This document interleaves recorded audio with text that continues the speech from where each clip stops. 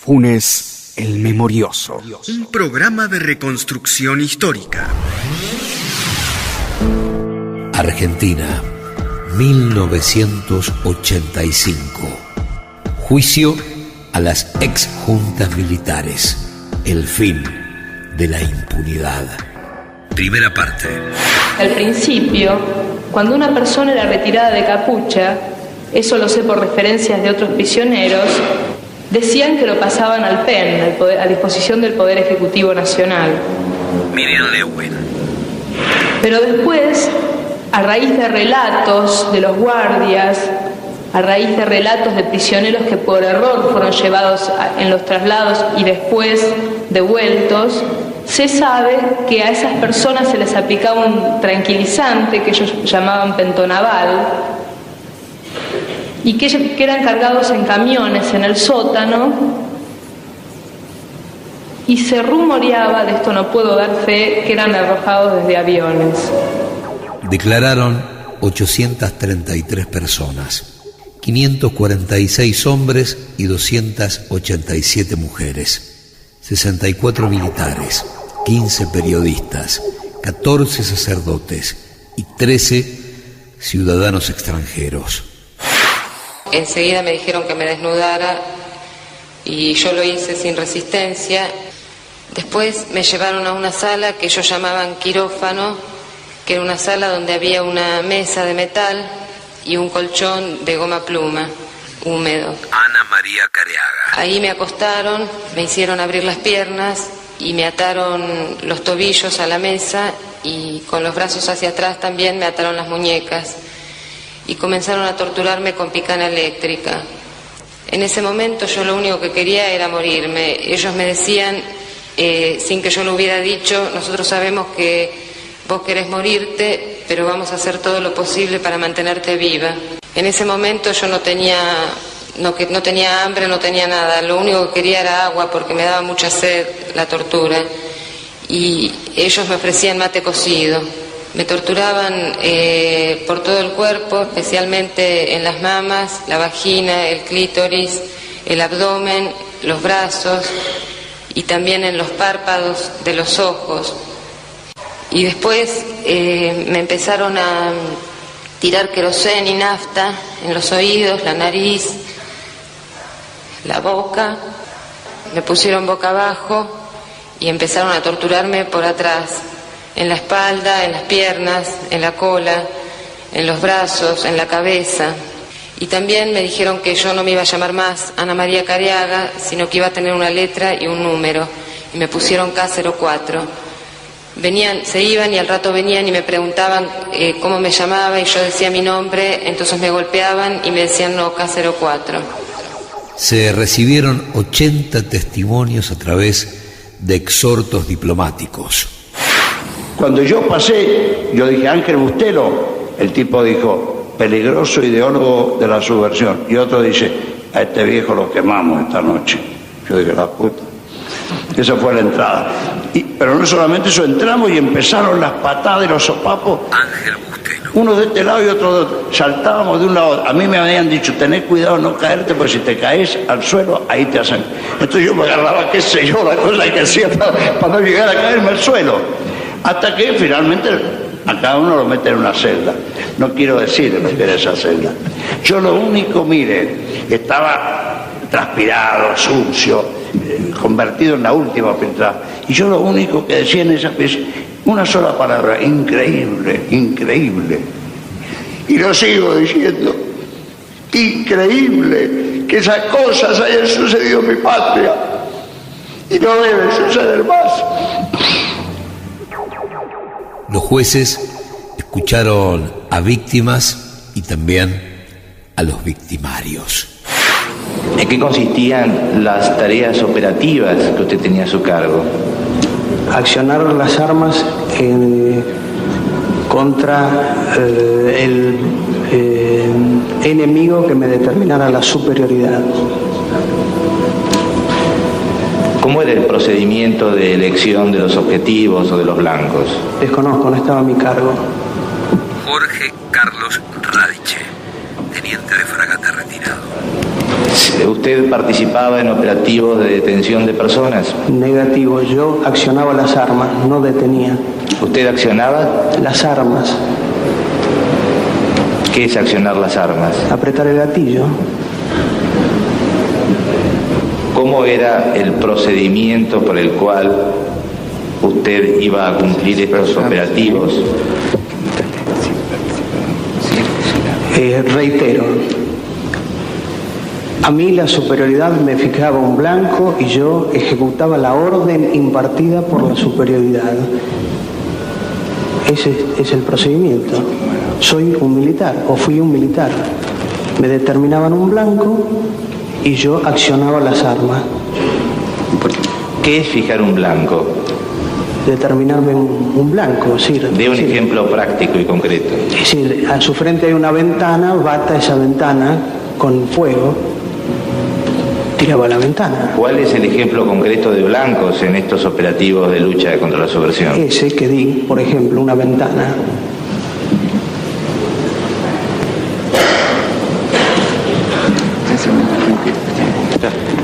Señor presidente, se le pregunta a la persona que declara si alguna vez le fijaron como blanco a un ser humano. Puede contestar. No recuerdo. Silencio en la sala.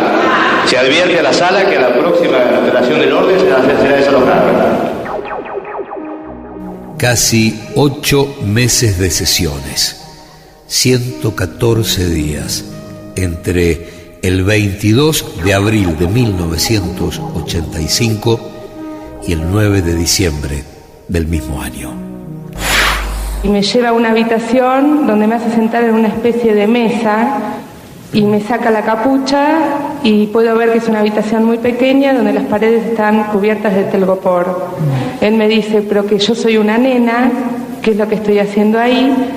Entonces me pregunta, yo estaba con el uniforme del colegio y me pregunta a qué colegio iba. Yo le dije que iba al Carlos Pellegrini, me dijo seguro que todo viene por ese lado. Alejandra Naftal. Al poco rato viene un hombre donde intenta tocarme, yo le digo que por favor deje de tocarme y me dice a vos ya te voy a agarrar, y usa una palabra irrepetible así.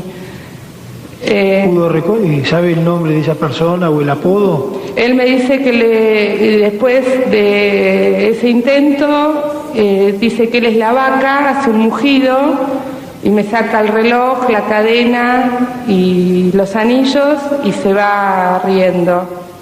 Después de un tiempo que no puedo determinar, aparece el hombre que me había sacado de mi casa bruscamente, que lo llamaban el Vasco, que es un hombre que tiene una voz muy penetrante, muy particular, y me dice que me llegó el turno a mí.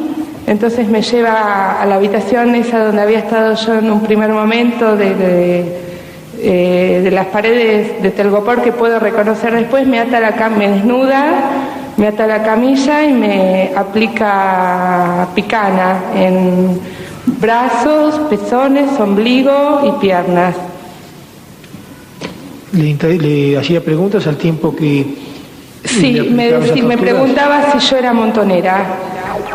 El testimonio más largo del juicio duró 5 horas 40 minutos. Fue el 22 de julio y estuvo a cargo de Víctor Melchor Basterra. Fue usted privado de su libertad el 10 de agosto de 1979. ¿Hasta qué fecha? Hasta agosto del 84. Víctor Basterra.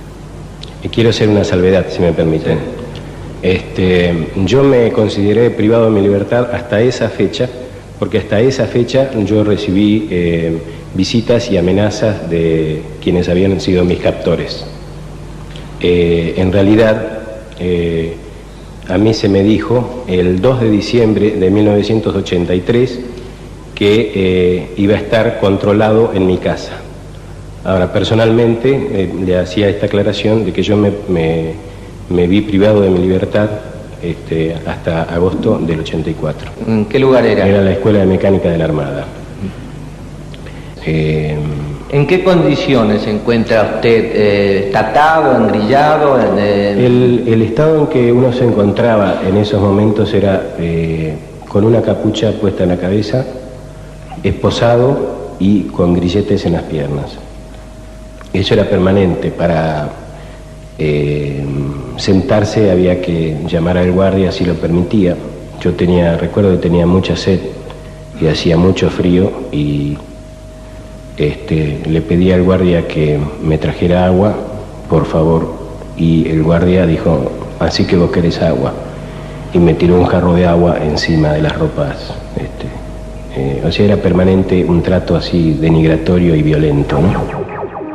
La acusación tuvo lugar entre el 11 y el 18 de septiembre de 1985. Razones técnicas y prácticas, tales como la ausencia de un tipo penal específico en nuestro derecho interno que describa acabadamente la forma de delincuencia que hoy enjuiciamos aquí, Julio César Estracera, y la imposibilidad de considerar uno por uno los miles de casos individuales, me han determinado exhibir a lo largo de 17 dramáticas semanas de audiencia tan solo 709 casos que no agotan, por cierto, el escalofriante número de víctimas que ocasionó lo que podríamos calificar como el mayor genocidio que registra la joven historia de nuestro país. En apretada síntesis, el cuadro de violencia imperante en el país cuando 3 de los hoy procesados deciden, una vez más en nombre de las Fuerzas Armadas, tomar por asalto el poder despreciando la voluntad popular. ¿Y cuál fue la respuesta luego de que se dio desde el Estado a la guerrilla subversiva? Para calificarlo, señores jueces, me bastan 3 palabras: feroz, clandestina y cobarde. Pero aceptemos ahora por vía de hipótesis la teoría de la guerra, tan cara a los acusados, y comprobaremos que sus situaciones, lejos de mejorar, se ven moralmente tanto o más comprometidas.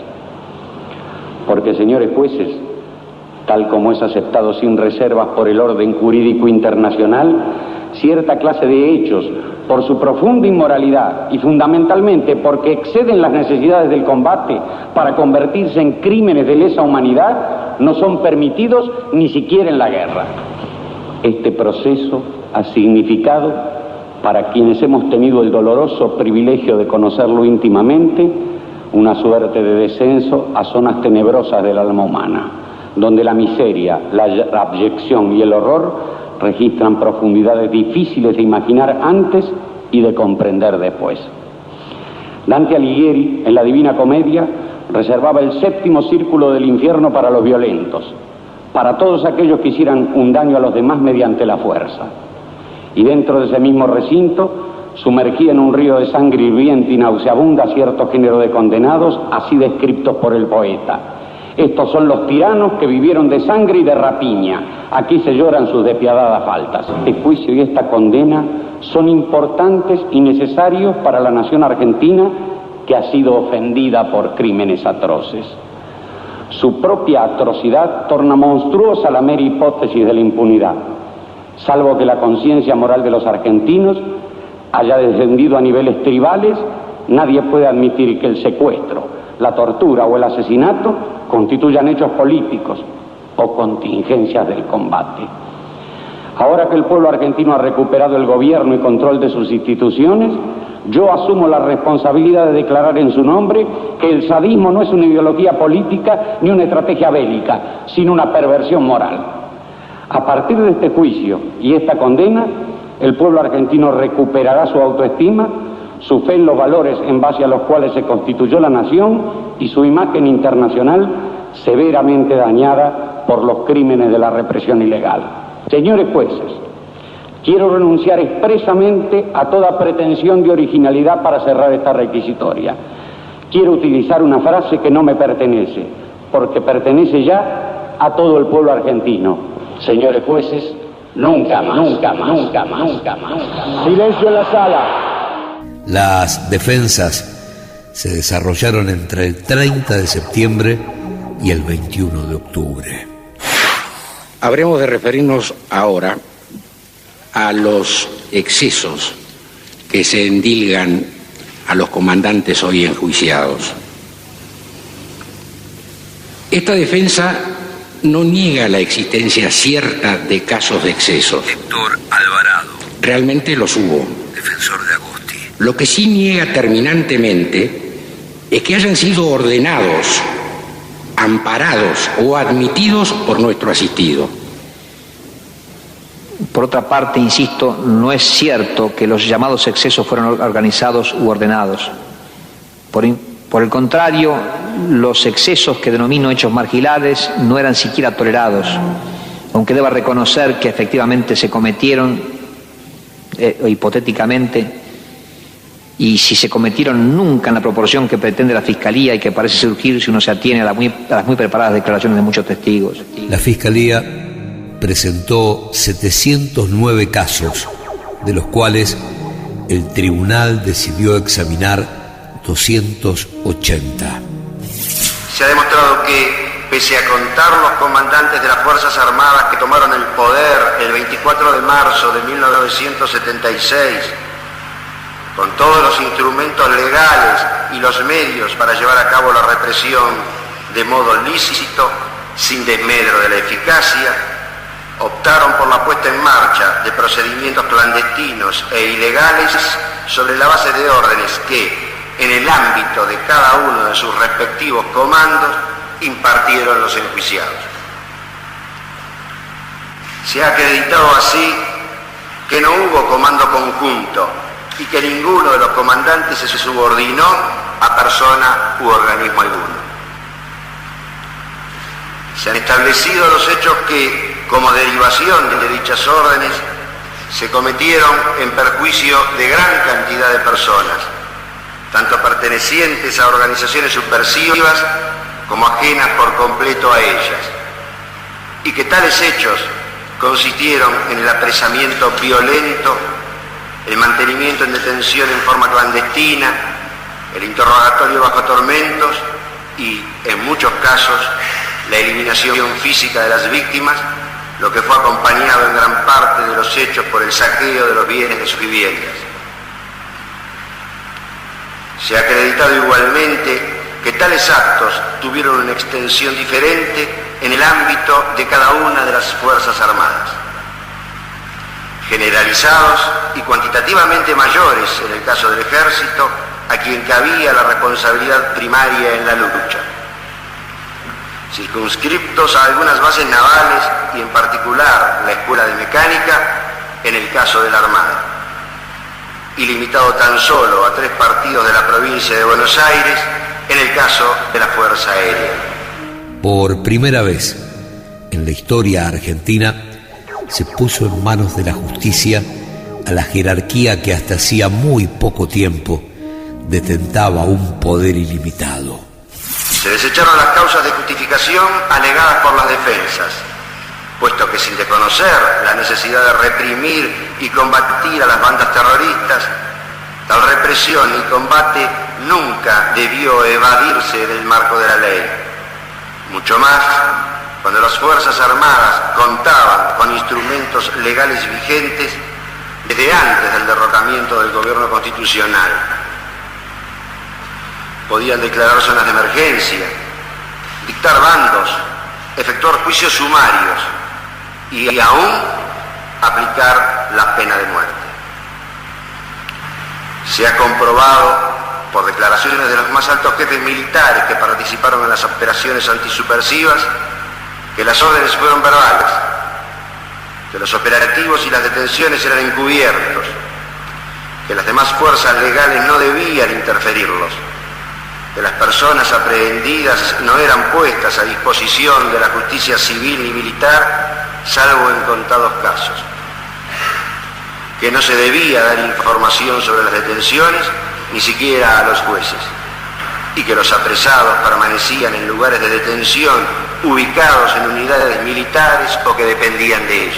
Los ex generales Jorge Rafael Videla y Emilio Eduardo Macera fueron condenados a reclusión perpetua. Condenando al teniente general Jorge Rafael Videla a la pena de reclusión perpetua, inhabilitación absoluta perpetua, accesorias legales, artículo 12 del Código Penal, accesoria de destitución, artículo 538 del Código de Justicia Militar, y pago de las costas, artículo 29, inciso 3 del Código Penal. Condenando al almirante Emilio Eduardo Macera a la pena de prisión perpetua, inhabilitación absoluta perpetua, accesorias legales, artículo 12 del Código Penal, accesoria de destitución, artículo 538 del Código de Justicia Militar, y pago de las costas, artículo 29, inciso 3 del Código Penal. Condenando al brigadier general Orlando Ramón Agosti a la pena de 4 años y 6 meses de prisión, inhabilitación absoluta perpetua, accesorias legales, artículo 12 del Código Penal, accesoria de destitución, artículo 538 del Código de Justicia Militar, y pago de las costas, artículo 29, inciso 3 del Código Penal. Roberto Eduardo Viola, condenado a 17 años de prisión, 8 años para Armando Lambruschini y 4 para Orlando Ramón Agosti. Condenando al teniente general Roberto Eduardo Viola a la pena de 17 años de prisión, inhabilitación absoluta perpetua, accesorias legales, artículo 12 del Código Penal, accesoria de destitución, artículo 538 del Código de Justicia Militar, y pago de las costas, artículo 29, inciso 3 del Código Penal. Condenando al almirante Armando Lambruschini a la pena de 8 años de prisión, inhabilitación absoluta perpetua, accesorias legales, artículo 12 del Código Penal, accesorias de destitución, artículo 538 del Código de Justicia Militar, y pago de las costas, artículo 29, inciso 3 del Código Penal. Omar Grafinia, Leopoldo Galtieri, Jorge Isaac Anaya y Basilio Lamidoso no fueron condenados por no haberse podido probar los delitos que se les imputaban. Absolviendo de culpa y cargo al brigadier general Omar Domingo Rubens Grafinia, absolviendo de culpa y cargo al teniente general Leopoldo Fortunato Galtieri, absolviendo de culpa y cargo al almirante Jorge Isaac Anaya, absolviendo de culpa y cargo al brigadier general Basilio Arturo Ignacio Lamidoso, firmado León Carlos Arbañán, Andrés D'Alessio, Jorge Edwin Torlasco, Jorge Alejandro Valer Garaos, Guillermo Ledesma, Ricardo Rodolfo Gil Lavera. Se da por terminado el acto. Hay un ser que lo único que hace es recordar.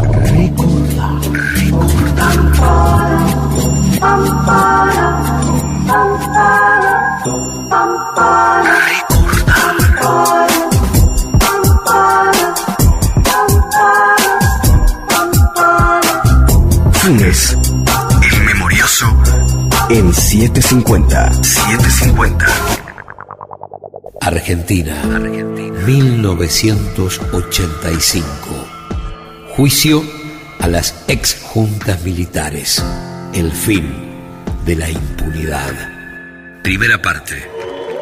El juicio fue una decisión realmente audaz de parte del presidente Alfonsín, audaz y además ingeniosa la manera en que lo abordó.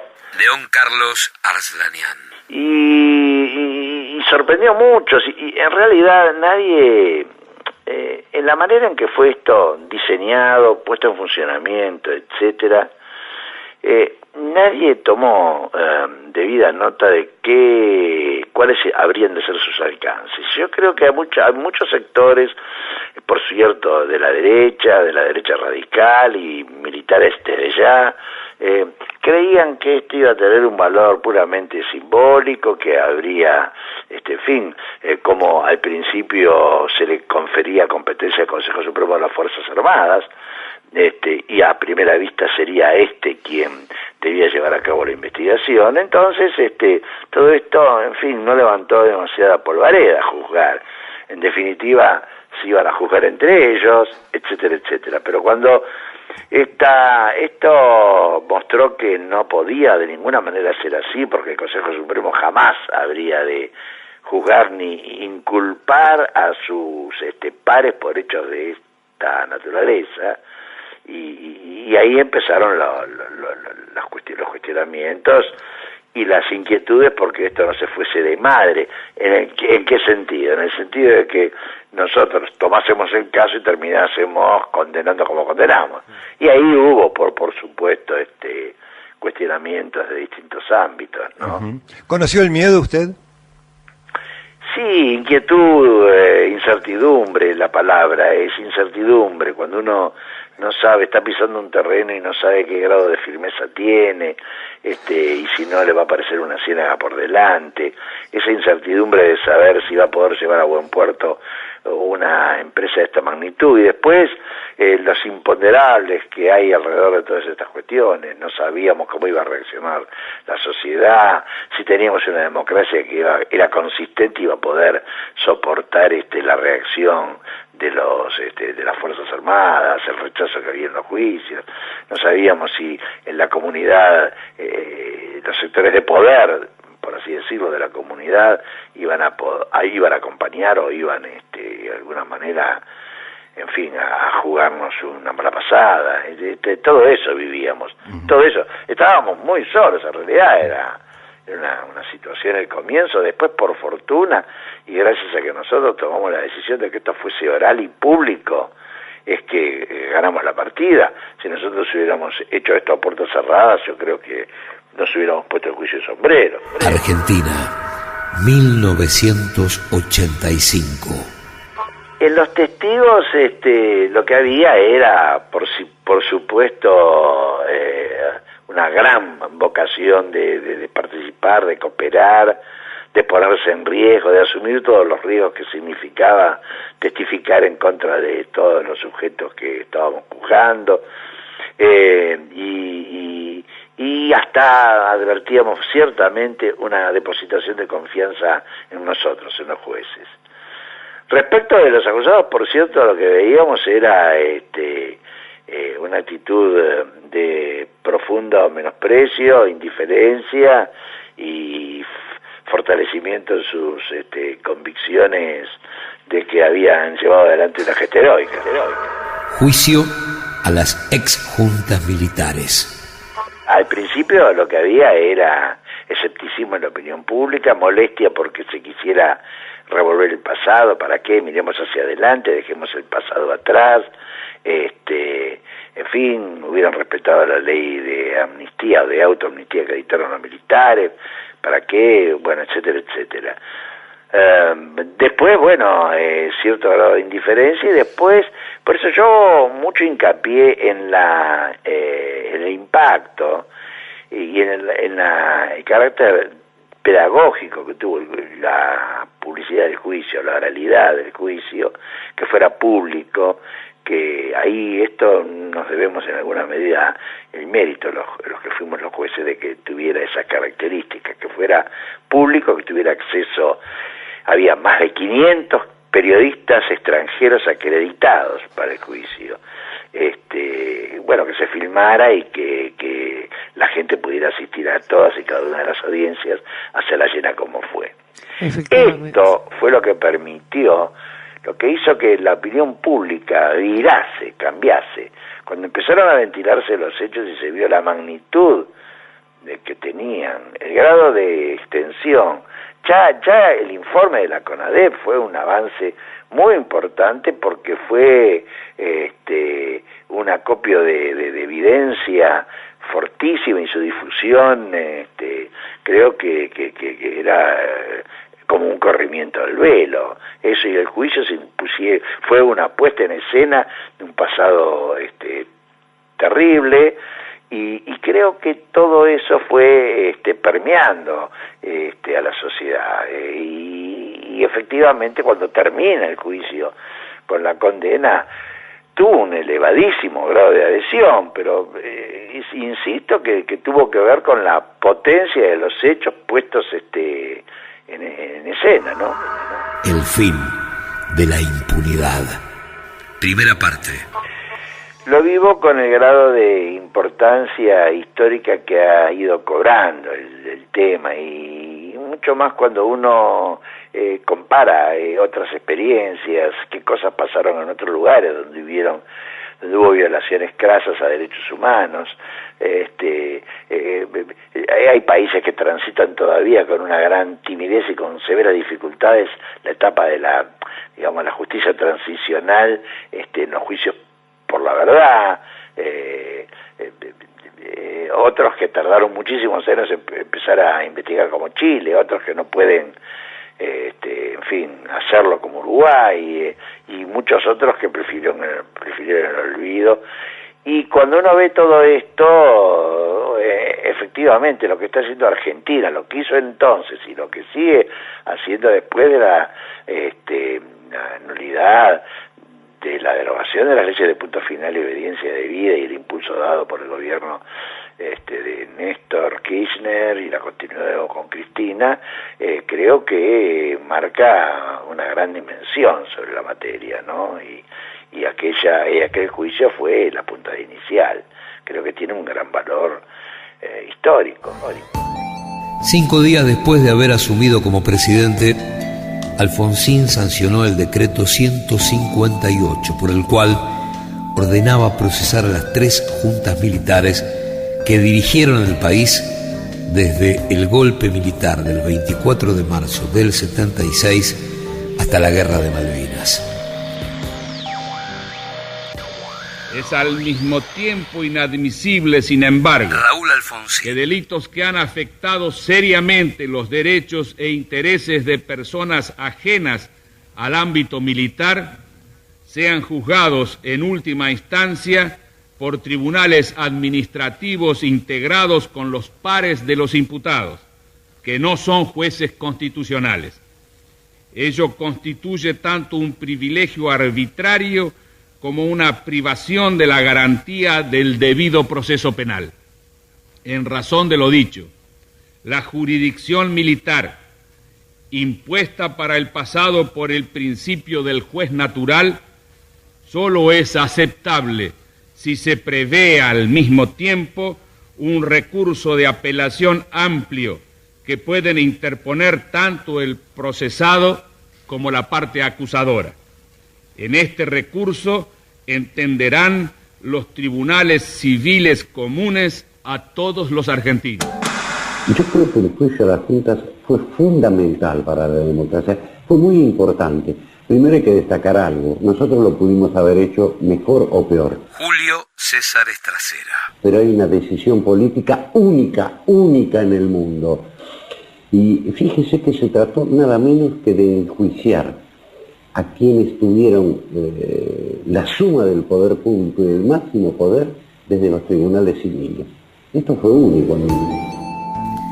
Alfonsín se basó en que entre los años 76 y 79 miles de personas fueron privadas ilegalmente de su libertad, torturadas y muertas, como resultado de la aplicación de esos procedimientos de lucha inspirados en la totalitaria doctrina de la seguridad nacional. Deberá darse intervención al particular damnificado, sin perjuicio de su derecho irrestricto a denunciar y a aportar elementos probatorios en la etapa procesal anterior. Hemos dicho reiteradamente que es necesario distinguir entre tres situaciones que se dieron en el contexto de la metodología empleada para reprimir el terrorismo. 1. La situación de quienes planearon y supervisaron esa metodología, dando las órdenes necesarias para ponerla en práctica y omitiendo prevenir sus consecuencias. 2. La situación de los que se excedieron en el cumplimiento de esas órdenes por motivos tales como crueldad, perversidad o codicia. 3.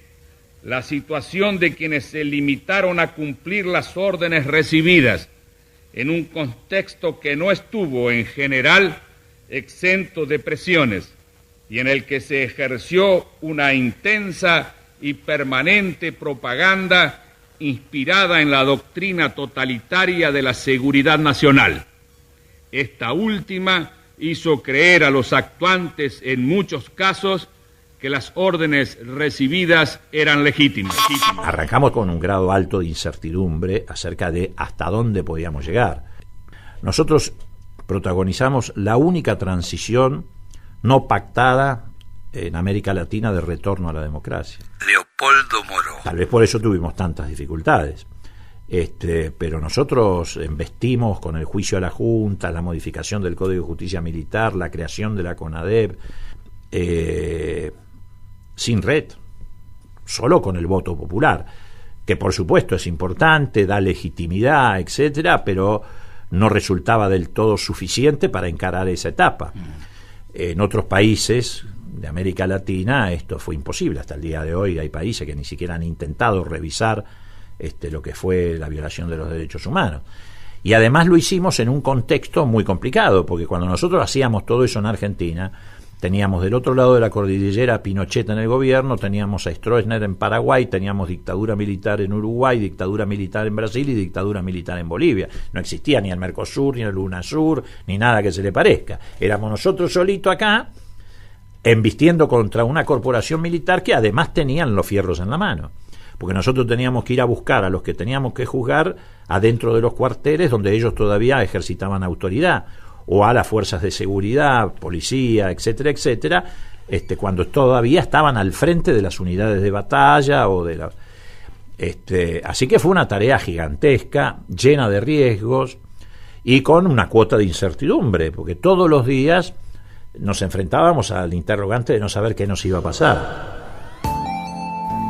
El gobierno agregaba en sus fundamentos que sin respeto por forma legal alguna se privó de su libertad a personas que resultaron sospechosas y sobre la base de esa mera sospecha fueron conducidos a lugares secretos de detención sin conocerse con certeza su paradero ulterior.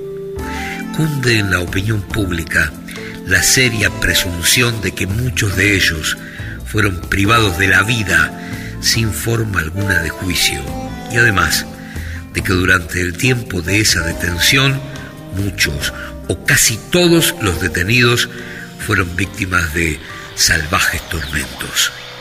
Debe caer el peso ejemplificador de la ley sobre quienes están incluidos en las dos primeras categorías, es decir, quienes pusieron en marcha esta maquinaria de muerte y quienes se aprovecharon de ella para torturar o para satisfacer fines personales. En cambio, es necesario contemplar con otro criterio a quienes, habiendo cumplido órdenes recibidas en un clima de error y de coerción, debe ofrecérsele la oportunidad de servir en el futuro a la democracia constitucional. Las normas jurídicas en vigencia sobre la obediencia debida son en general suficientes para instrumentar esta necesaria distinción, con solo algunas modificaciones en materia probatoria que contemple una situación extremadamente anómala como el contexto en que estas órdenes fueron dadas y recibidas. Alfonsín, a poco de asumir, por ejemplo, visitó la guarnición militar de Córdoba, y adentro de la guarnición, en uno de los caminos interiores, pasó el auto y explotó una bomba a los 5 minutos. Bueno, llamaban a los colegios, amenazaban bombas, y además una presión mediática enorme de los que nos planteaban que no había que revolver el pasado, que había que reconciliar a los argentinos, y nosotros teníamos muy en claro que para estabilizar la democracia, si no lo hacíamos apoyándonos en la memoria, la verdad y la justicia, era imposible. Si nosotros claudicábamos en ese sentido, hoy no estaríamos viviendo democracia en la Argentina.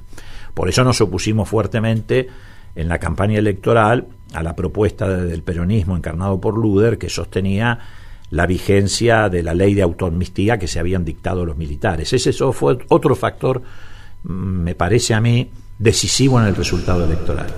15 de diciembre de 1983. Alfonsín creó la Comisión Nacional sobre la Desaparición de Personas, integrada por personalidades que el alfonsinismo mostraba como independientes. El fin, relevar, documentar y registrar casos y pruebas de violaciones de derechos humanos y fundar así el juicio a las ex juntas militares. Todo esto requiere modificaciones al Código de Justicia Militar a través de un proyecto que se envía al Congreso, de modo de derogar la competencia de los tribunales militares para delitos comunes cometidos en el futuro por personal de las Fuerzas Armadas y de Seguridad, establecer un recurso de apelación amplio ante los tribunales civiles de las sentencias recaídas en los procesos militares e incluir normas interpretativas y probatorias de la obediencia debida. El recurso de apelación amplio recién mencionado también permitirá la revisión, previniéndose para ello plazos adecuados de las condenas de civiles por tribunales militares. Pero además de este recurso, se prevé también, mediante un proyecto separado, la extensión para tales casos del recurso de habeas corpus, lo que hará posible materializar la posición de la Corte Suprema sobre la insubsistencia de tales condenas una vez pasada la situación de excepción. Tuvimos un debate muy intenso. Todo esto que estamos diciendo ocurrió muy pocos días, desde el 10 de diciembre en adelante. En 10 días se dictó los procesamientos a la Junta, se creó la CONADEP, se reformó el Código de Justicia Militar, fue todo se derogó la ley de autoamnistía, fue todo una película muy rápida, ¿no? Después las consecuencias posteriores siguieron, y nosotros tuvimos un debate muy fuerte dentro del bloque de diputados entre los que sostenían que había que crear una comisión investigadora del Parlamento para investigar los hechos de violación de los derechos humanos, y quienes sosteníamos que había que crear una comisión independiente, como fue finalmente la CONADEP. Los que sostenían lo de la comisión investigadora decían que era el Parlamento, en ejercicio de la soberanía popular, el que tenía que hacer la investigación. Y los que sosteníamos el punto de vista contrario decíamos que podía parecer como una revancha de la corporación política frente a la corporación militar, y que lo que teníamos que hacer, además, para garantizar credibilidad en la investigación, era crear una comisión independiente con representación parlamentaria, pero independiente. Y ahí sale el proyecto de creación de la CONADEP, que tuvo representación parlamentaria, pero solamente del radicalismo. Los otros partidos se negaron a integrarla, salvo un diputado demócrata cristiano que tenía un hijo desaparecido, que ahora no recuerdo. Augusto Conte, McDonald, exactamente. Pero bueno, esto no significaba, tanto los que sostenían una posición como la otra estaban contestes en que había que llevar adelante un proceso de investigación de la violación de los derechos humanos. Luego de la sanción del decreto 158, la primera de las 4 ex juntas militares, Videla, Macera y Agosti, comenzó a ser enjuiciada por el Consejo Supremo de las Fuerzas Armadas. 28 de diciembre de 1983. ¿Por qué juzgadas por el Consejo Supremo? Porque en ese momento las leyes vigentes establecían que los militares solo podían ser enjuiciados por tribunales militares, sin importar el delito cometido. El Consejo dictó prisión preventiva a Videla y Macera y dejó en libertad a Agosti. Los atropellos contra la dignidad humana que se cometieron para combatir el terrorismo como respuesta a iguales atropellos de este se llevaron a cabo al margen de las leyes de facto dictadas por el propio régimen militar para prevenir esos hechos. Sin embargo, esas leyes de facto eran de por sí instrumentos represivos que no reconocían límites impuestos por elementales principios del derecho penal liberal. Sus penas, sobre todo la de muerte, eran draconianas, sus tipos penales imprecisos y abiertos, sus procedimientos violatorios de elementales garantías. Los mismos tribunales que me podían haber juzgado a mí, a usted, a quien fuere. Julio César Estracera. Juzgaron a esta gente que detentó, y digo detentó en el verdadero sentido de la palabra, que es tener sin derecho, que detentó el máximo poder en el país. Creo que fue realmente importante. Es decir, fue el inicio de un proceso democrático. El 13 de febrero de 1984, el Congreso sancionó la Ley 23.049 de reforma del Código de Justicia Militar, estableciendo que la justicia castrense solo atendería delitos de tipo militar, abandono de guardia, deserción, insubordinación. Cualquier otro delito cometido por un militar debía ser atendido por la justicia civil. Además, se estableció que las sentencias de los tribunales militares podían ser apeladas ante la Cámara Federal, o sea, ante un tribunal civil, y que si el juicio se demoraba injustificadamente, la Cámara Federal podía hacerse cargo directamente de la causa. La decisión original fue que nosotros, incluso propuesta por mí, fue León Carlos Arslanian, que nosotros rotásemos en la presidencia, y rotásemos también, inclusive, en la conducción o dirección del juicio oral. Íbamos rotando semana tras semana, y fundamentalmente, primero porque nos parecía que teníamos que tener un rol más o menos parejo entre cada uno de nosotros. Por el otro lado, porque era agobiante la labor y naturalmente que esto de poderla compartir la hacía mucho más soportable, mucho más llevadera. Así que tocó, en función de este mecanismo que habíamos escogido, tocó que yo presidiese el tribunal, ¿no? El 11 de julio de 1984, la Cámara Federal le indicó al Consejo Supremo de las Fuerzas Armadas que investigara si hubo un método en la violación de los derechos humanos y si ello pudo haber sido responsabilidad de los miembros de las juntas militares, y pedía que le informaran si esto era cierto en 30 días. Ante el silencio del Tribunal Militar, el 22 de agosto, la Cámara Federal le concedió una ampliación del plazo por otros 30 días. Juicio a las juntas. No he venido a defenderme. Nadie tiene que defenderse por haber ganado una guerra justa. Macera. Y la guerra contra el terrorismo subversivo fue una guerra justa. Asumo la responsabilidad de todo lo actuado por mis subordinados en cumplimiento de las directivas y órdenes impartidas en la guerra entablada por la subversión. Digo responsabilidad y no culpabilidad, porque esta no existió en ninguna forma.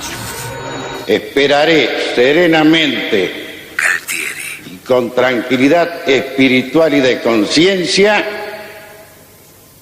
el juicio de Dios y de la historia a mi conducta. Porque mis jueces disponen de la crónica, pero yo dispongo de la historia, y es allí donde se conocerá el veredicto final. Funes en 750. Seguimos de memoria. Recordar. Funes el Memorioso en 750. Argentina, 1985. Juicio a las exjuntas militares. El fin de la impunidad. Primera parte. El 25 de septiembre, el Consejo Supremo de las Fuerzas Armadas comunicó a través de una resolución que se hace constar que, según resulta de los estudios realizados, los decretos, directivas, órdenes de operaciones que concretaron el accionar militar contra la subversión terrorista son, en cuanto a contenido y forma, inobjetables. Ante la evidencia de la demora injustificada de la justicia militar para enjuiciar a las juntas, el 4 de octubre del 84, la Cámara Federal tomó la decisión de desplazar al tribunal militar que estaba enjuiciando a las juntas para hacerse cargo directamente de la causa. Se han producido algunos episodios bochornosos en la Argentina. Antes de ahora, habíamos dicho que debíamos prepararnos para pasar unos meses duros, tanto en el campo político como en el social y el económico. Raúl Alfonsín. Pero así como nos preparamos nosotros, también se prepararon los enemigos de la democracia. 21 de abril de 1985. Los enemigos de la democracia siempre han conspirado contra la realización del país. Pero afirmo sin dudar que jamás se habría atentado tanto contra la nación argentina como en esta hora si el orden institucional fuera quebrantado. En nombre de una responsabilidad insoslayable que hemos asumido con humildad, pero con firmeza inalterable, denuncio al pueblo argentino la actividad disolvente de quienes pronostican el caos y la anarquía, presagian estallidos sociales, auguran aislamientos internacionales y en definitiva se convierten en pregoneros de la disgregación nacional. Es una evidencia que está ante los ojos de todos. Los más insensatos se han atrevido a tantear a oficiales superiores de las Fuerzas Armadas con diversas propuestas que van desde presuntos gabinetes de coalición hasta la posibilidad del golpe de Estado. Esta actividad no puede ser atribuida al resentimiento o a la perversidad exclusivamente. Debe haber además extravío mental. Me apresuro a aclarar que el quebrantamiento del orden institucional es absolutamente improbable y que la situación está controlada por el gobierno constitucional. Juicio a la Junta. Se ha demostrado que, pese a contar los comandantes de las Fuerzas Armadas que tomaron el poder el 24 de marzo de 1976, León Carlos Arslanian, con todos los instrumentos legales y los medios para llevar a cabo la represión de modo lícito, sin desmedro de la eficacia, optaron por la puesta en marcha de procedimientos clandestinos e ilegales sobre la base de órdenes que, en el ámbito de cada uno de sus respectivos comandos, impartieron los enjuiciados. Ya te contamos cómo llegamos al juicio. Un camino muy difícil, repleto de obstáculos. En la segunda parte del fin de la impunidad nos vamos a meter en el juicio a las ex juntas militares. Funes en 750. Guión y relatos Gustavo Campana. Edición y postproducción Gustavo Eymon.